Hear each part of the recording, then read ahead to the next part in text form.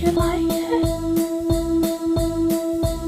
On the 10th day of Hot Mess Fishmas, I bring this tank to thee. The tank I have for you today is the 3-tier musical tank rack.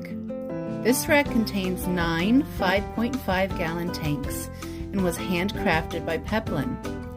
These tanks are where we use the false mesh net bottoms for nano egg scatterers to spawn.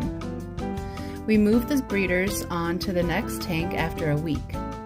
We also sometimes will use a few of these tanks as step 2s after hatching box, or as a holdover tank after a large spawn. We're going to go by the grid of 1, 2, 3, A, B, C. Let's look at 1A. In tank 1A, we have 2 sets of step 2s. They are Kamaka rainbow fish fry and Similis corridora fry from the Egg Watch. We are heating this tank a little warmer than ambient for the Kamakas. There are plants for them to play amongst, and they are fed live hatching decapsulated baby brine shrimp and a mix of powdered foods. In tank 1B, we have the step 2 Egg Watch orange Venezuelan corridora fry and a few step 2 black Medaka rice fish fry and a few red neos. The spawning mop is black Medaka rice fish eggs. We took the spawning mop from the parent's tank and placed it in here for the fry to hatch. Any day now. There is a giant clump of Java fern and a few pieces of driftwood for comfort. In tank 1C, we have breeding group of Emerald Dwarf Rasboras. Their tank has been set with a false mesh bottom, Saswasser tang over the mesh, and frogbit floaters for comfort from above. These guys are just about ready to be moved and let the eggs hatch. In tank 2A, we have Chopre Danio fry growing up. These guys begin to get their glow very early. Their parents spawned in here and were removed to allow these cuties to hatch. We don't remove the mesh until the eggs hatch, so we don't bury any eggs with the removal. This was a smaller spawn. In tank 2B, we have our Celestial Pearl Danio breeders. They are also set up with the false bottom and Saswassertang playground, and some hornwort as a floater.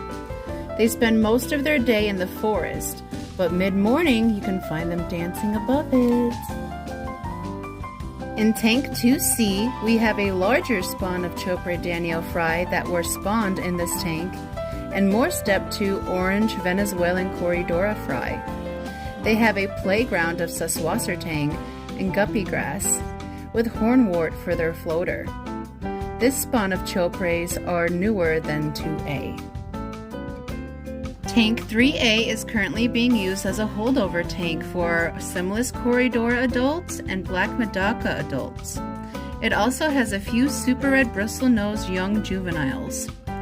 It is also holding some plants until we decide where to plant them.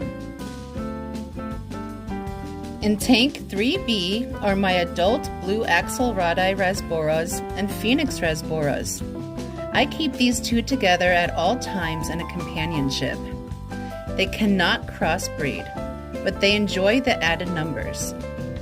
These both have been difficult to get spawning. I've had both of these beauties for over a year. I recently found a few Phoenix fry, but the Axelradis are still holding out. I may have to source more for the group. Let's see what happens after the next abduction. In the last tank of our musical tanks rack, we have 2 sets of step 2s.